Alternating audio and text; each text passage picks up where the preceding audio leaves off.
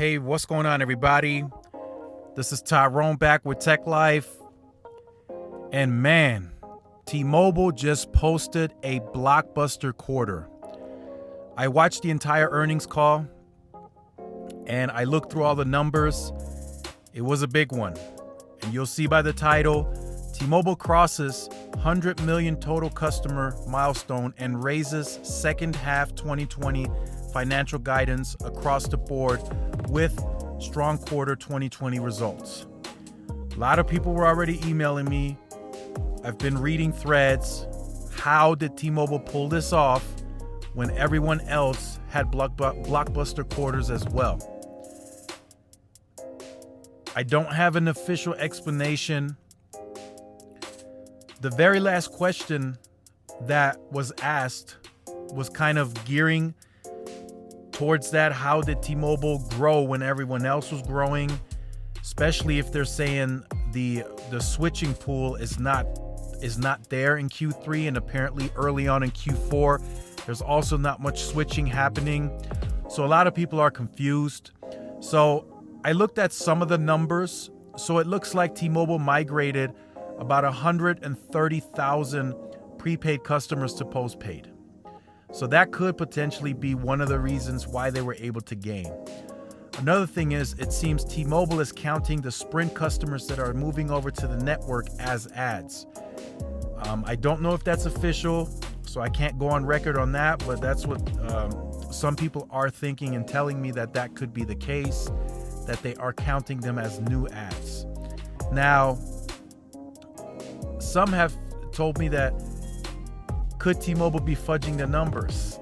That's very unlikely. That's essentially an illegal matter. It'll be legal, and then it is illegal for T-Mobile to do this. They could face a big lawsuit if they're fudging the numbers. So that's likely not the case. So I want to say T-Mobile did the numbers the way they came. They did 2.1 million net ads total, which again is shocking. So they did have record-breaking numbers. So as you see here, industry leading, record high, 2 million total net ads, best in the industry. Record high, 1.9 million postpaid net additions, best in the industry. 689,000 postpaid phone net ads, best in the industry. 56,000 prepaid net additions, not really the best. Verizon did like 78,000, so Verizon did better on the prepaid side, but that could be that T-Mobile is going to ramp up competition and compete better in prepaid as well. Record high, 100.4 million total customers at the end of Q3 2020. So I didn't want to go too much into the other numbers. I will leave this article in the description down below so you guys can check it out. I just want to leave my opinion here towards the end and kind of see where do we go into Q4 and how does T-Mobile really become transformational in 2021. So again, keep in mind, as these numbers were reported, that was Q3. The merger closed April 2020, and Q3, as of August, was the first time that they actually tried to blend both companies together. So this is, as we look at it from an overall standpoint, this is still early. They're just getting started on the integration of the network. They have 15% of the Sprint postpaid user base migrated over to T-Mobile. So this is all still early. So there's a lot happening on the network side. So they did increase the capital expenditure up by $100 million in Q3. That is good. That's a very, very positive sign. Also for Q4, it seems the guidance that I remember that they gave earlier in the year said that once the merger was completed and approved, that they were trying to push a network capital guidance of 9.6 to 9.9 billion. That's what they wanted to spend towards the end of Q4. That's where they wanted to be at. They spent $6.7 billion at the end of Q3. So that was the total that they spent so far between Q1, Q2, and Q3 was $6.7 billion. So it seems in Q4 that T-Mobile could be spending around $3.2 billion in one quarter. We will see if that is the case at the end of Q4 when they do report those numbers. But pushing another $3.2 billion into the network in one quarter is big. So that means we're going to see a lot of traffic. We're going to see a lot of 2.5 ads happening in Q4, a lot of them. So they are going to try to achieve that goal, going from 30 million customers covered with the 2.5. They're going to try to push it to 100 million by the end of 2020. That's already an ambitious goal. In my personal opinion, from what I'm seeing on the ground in El Paso, what I'm hearing in other states and other cities, I think they are doing, I said it in several videos, they are under promising and over delivering. Except in this case, I think they're under promising by a lot more than they usually do. I think they're much further ahead than they're letting on. Some of these markets I'm hearing are way more established than what they're saying. I'm also hearing that some markets, of course, are very underserved still. So there's kind of a mix.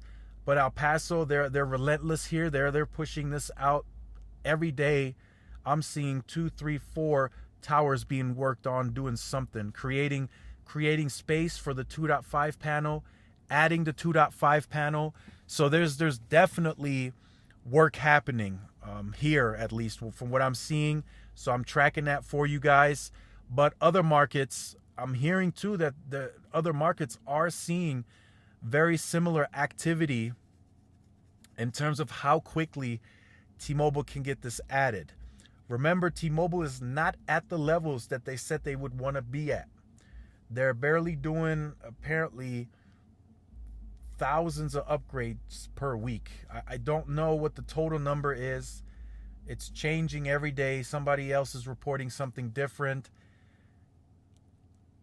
Earlier in the year, Neville said they would want to be at a level of 5,000 2.5 layovers per month. With the pandemic, they're not quite there. Once it returns to normal levels, could they get there? Possibly. We will see what the guidance is. At the end of Q4, T-Mobile is going to start giving guidance for 2021. They said they will have a media/investor relation event in Q1 2021. So we will hear what their spending levels will be at, and that will tell us a lot. 2021 as a combined company, we will see what they are planning at spending for the whole year next year. So they also said they're much further along on the decommissioning of Sprint sites. Again, under promising, over delivering. Nobody thought they would be at the levels that they're at. I think they're even much further along than they're saying in the quarterly report. They said they're going to decommission 35,000 Sprint sites. Those sites are going to be decommissioned even more aggressively next year. And the keep sites, they want to be around the 13,000 mark. And then total site completions when they're done, they want to be between 80 to 85,000 sites nationwide. That's the level that Neville says he feels comfortable at. So there's a very aggressive plan. It's being put into works. Some are seeing it, some are not yet. Some may see it next year or the year after. He did say, realistically, to see this all materialize, he's going to need a few more years. He was asked, when are the Sprint customers going to migrate more aggressively to the 60, 70, 80% mark? That's going to happen over time, but he is surprised that T-Mobile is already at the 15% on moving the customers over to the T-Mobile network. I think, from what I'm hearing and being told, that again, that is internally being done more aggressively than they're telling the public. I think next year they're going to be at the 30, 40, 50% mark. As we get through Q1, Q2, I think the numbers are going to increase more staggered throughout the year. And I do think that they are doing this more aggressively than they're letting on to the public. So let me know what you think about all this. I didn't want to make the video too long. There's lots more coming, of course, from T-Mobile. They did talk about T-Vision. They didn't give any numbers. It's too early. It just launched. So end of Q4, we'll likely hear more from that.